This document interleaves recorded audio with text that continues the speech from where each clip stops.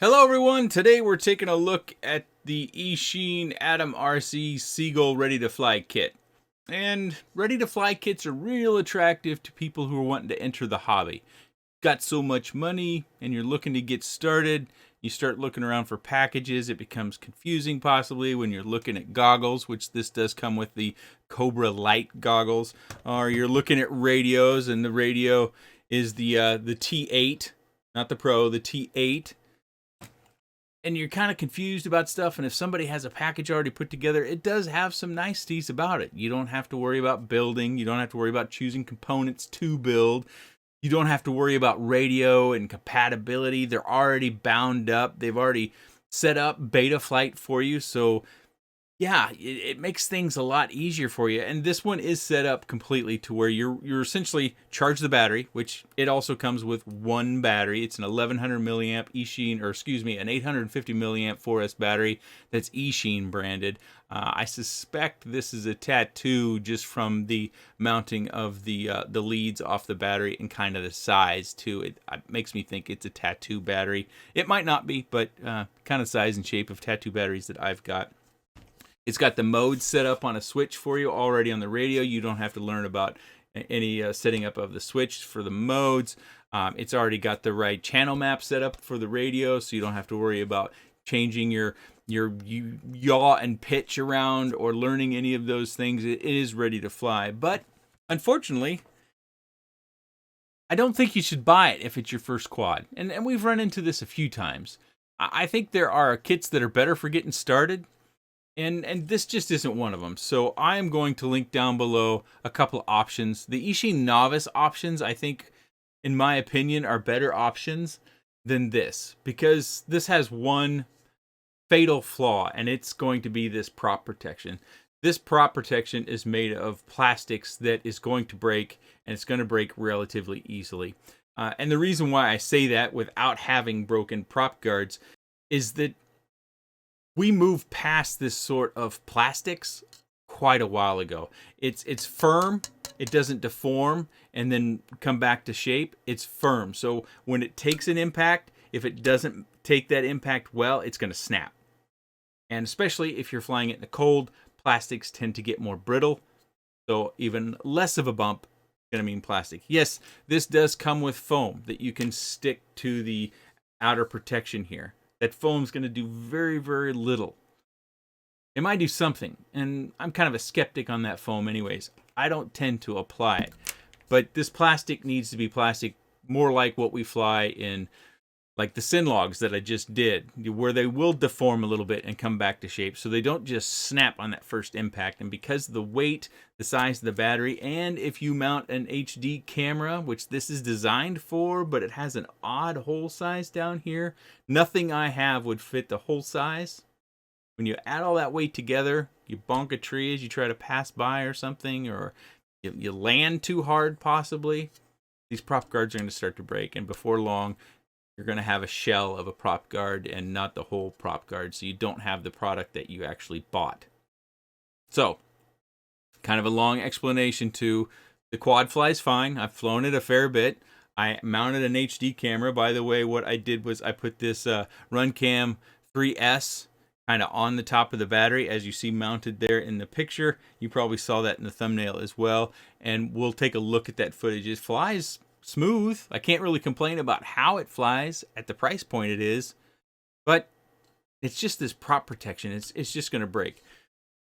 If you look at this and you just say, well, I don't care about the prop protection, I'll take a Dremel and I'll cut that stuff off anyways. You can do that because the prop protection is not mounted to the arms of the frame. It's only mounted to the body, so that you could cut the prop protection off and you could fly it that way.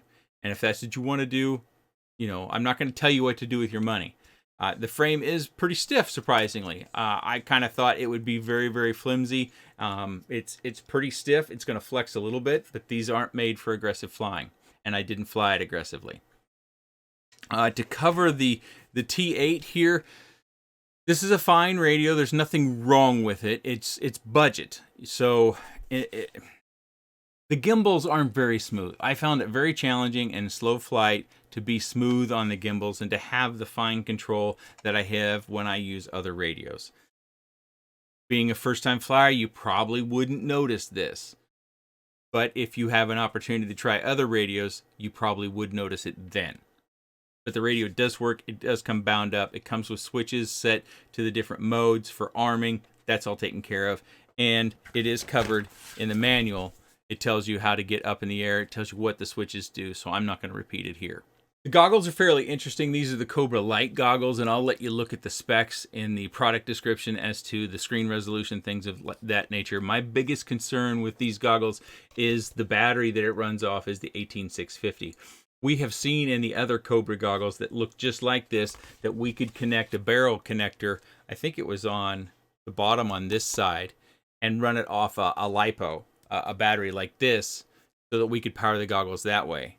This doesn't have that. As you can see there on the bottom, these sections over here, like, oops, sorry, this is the HDMI section that no longer exists. It does have a DVR, but sorry, DVR is over here. And then we could power it via USB. So if you have a battery bank, that's your other alternate solution. But the power where we used to plug in that barrel connector to run it off a LiPo, that doesn't exist in this. So I think that's an important fact because I have run these goggles on lower quality 18650 cells and they don't stay on long. Matter of fact, I have batteries that I use in my radios that wouldn't power this thing for 2 minutes. So I had to buy more radios and I had to buy more 18650 batteries. And they're these flat bottom batteries and they're green. I believe I bought these from Race Day Quads. I believe they're Panasonic batteries. And they do power the goggles for a good while. I would say you'd get at least 35 minutes to 40 minutes out of a full charge of this on the goggles, you know, doing back-to-back-to-back flights. So that's the downside. Again, when you're meeting a price point, there's things you give up, and that's one of the things I noticed right away with the goggles that you give up. Yes, the screen isn't an OLED screen like we saw on the Cobra X. It's not going to have the color clarity that the higher-end, more expensive Cobra goggles do have.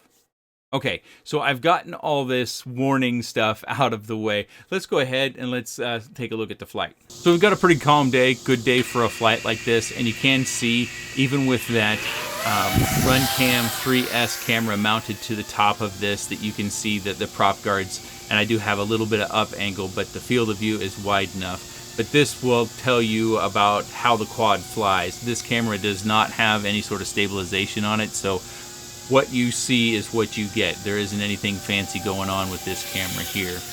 My flight gets a little kind of aggressive from time to time. That's just part of the issue that I had with the sticks. I wasn't able to be quite as smooth as I want to. You'll notice some movement left and right and some pitch and roll, and you'll just notice those little movements that you wouldn't want in slow Sinwhoop style flight. Because I am so used to using smoother gimbals on a different radio, and this is really the first time I can tell you that I'm a little bit of a gimbal snob all of a sudden when it comes to comparing this radio to other radios that I have used. But this flight is going to go on for 6 minutes and 20 seconds. Again, we are running that Eachine branded 850 milliamp 4S battery. It is a very slow, cruisy sort of flight. That's how this was designed. I didn't fly it fast. I'm just certain that I wouldn't get a full flight out of it flying fast anyways, because those prop guards are going to break. I know I'm hitting you over the head with that repeatedly, but you know, it's important that, you know, if you're just getting started in the hobby, the last thing you want to do is buy something that's going to break. I think you're better off starting with something that's smaller and that's going to be more durable. Whether you like the Eachine novice brands or not, they are an easy to go, easy to get ready, easy to fly sort of kit. I would personally recommend going with the one that has the whoop, so you can fly it inside as well as outside. That gives you more fly time. It's going to be more durable. The frame that the whoop version on, I think is it the Novice 2 version? I'll print that on screen which version I'm talking about. The frame has been around a good long time, and we know how durable that frame is. So you won't have to worry about frame destruction in learning to fly that one. And once you've got a handle on that, you can take that equipment that the whoop version of the Eachine Novice runs and then transition into something else. At that point, you're then going to have to learn about setting up a quad, setting up beta flight, and the switches and the mixing possibly of the radio and what you have to do to make all those things work. But there's many tutorials on YouTube. One thing about looking at videos on YouTube, always check the date, because sometimes we get videos that have a lot of views and they're not all that relevant because they were covered at a time that, well, things change fast in this hobby. So, you know, OpenTX has changed, Betaflight has changed, our quads have changed, the hardware we've used, we've just had a lot of change. So if you're watching YouTube tutorials on a particular subject, trying to get into that next quad, check out the date on the video and try to watch something that's more recent. That's not self-promotion. I don't actually have very many tutorials on my channel. I just haven't had time. With the number of products that this hobby has launching, it's tough for me to find all the fly time I like to have, as well as doing tutorials. I do have one planned coming up that's going to be about Express LRS and recovering bricked receivers, but maybe by the time I get to it, somebody's already done it. Typically, if somebody's already done it, like one of the other channels, especially a channel like Joshua Bardwell, who's just a masterful resource of information and tutorials, that I won't cover it at that point. I know that some people think you should cover these things and do the YouTube thing to make sure you please the analytics or the algorithm, whatever. But this is my hobby. This is what I do for fun. It's not my job. It's not how we put food on the table or pay our mortgage. So when somebody else has covered it, and I think they've covered it well, I'll just point people over to their videos. There's no reason for me to cover it and then to tout my video in some particular way, shape, or form. Hopefully, as you can see through this flight, it flies fine. You know, there are little complaints. Maybe I'm highlighting too many of the complaints, but there's nothing innately wrong with how the quad flies. It does what it's designed to do, and it does it pretty well. You know, there's no dramatic vibrations that I'm seeing in this HD camera. There's really nothing that I can say that's deficient about the design other than those plastics. Yeah, the carbon probably isn't the highest grade of carbon available, but it's pretty stiff, so it can't be the lowest grade we've ever seen on the channel. It's just those plastics. I don't really necessarily have a problem with how they've mounted anything. It's pretty traditional once you get inside the stack. They've used flat-mounted screws so that you don't have screws poking out all over the place in the top and the bottom of that body of the quad. So they did a lot of things to kind of think things through. They've got a nice thick battery strap with a metal buckle, so they didn't really cut back there.